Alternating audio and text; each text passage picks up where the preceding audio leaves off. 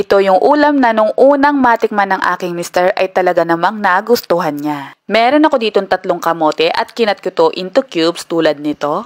At meron din ako ditong 3 pirasong tinapa, hinimay ko ito, tinanggalan ng balat, tinanggalan ng tinik.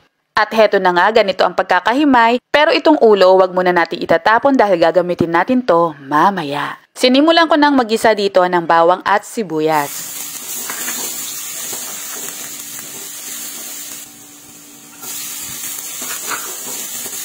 Kasunod nito ay ang kamatis. Make sure lang na lutong-luto ang kamatis, tsaka ko isinunod dito ang hinimay na tinapa. Isinama ko na rin itong ulo, makapagbibigay din ito ng karagdagang lasa kaya hindi natin tinapon agad.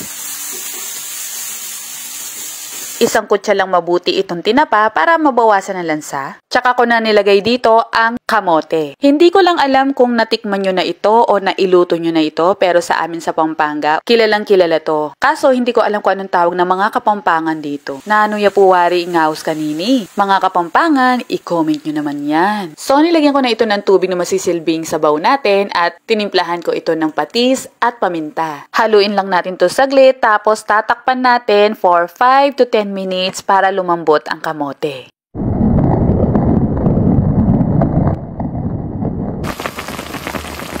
Nung okay na, itinikman ko muna ito para naman mai-adjust yung mga pampalasa. At dahil okay na, tinanggal ko na yung 3 ulo ng tinapa dito at nagmash ako ng konting kamote. Kaya natin ginagawa ito ay para lumabas lalo yung lasa ng kamote at makapagpapalapot ito dito sa ating sabaw. Pag okay na, ay ilagay na rin natin dito ang mga dahon. Bali, ang gamit ko dito ay dahon ng ampalaya at dahon ng malunggay. Pero maaari naman kayong gumamit ng ibang dahon kung hindi nyo bet o hindi nyo kaya ang pait nitong dahon ng ampalaya. Lalo na kung may mga bata, alam naman natin na ayaw talaga nila ng mapait. Pero sa ating mga masyusyonda ay gustong-gusto natin to dahil alam nating masustansya to. Hindi ko na tinagalan ng pagpapakulo nito dahil madali lang naman maluto ang mga dahon. Kaya inoff ko na rin kaagad dito ang stove. Grabe tong ulam na to, napakadalang lang naming lutuin kaya na-miss ko at sakto may nag-ayuda sa amin nitong dahon ng ampalaya. Dito kasi sa Maynila, bibili ka ng halagang 20 pesos ay ang konti lang. Masarap din itong i-partner sa mga pritong isda.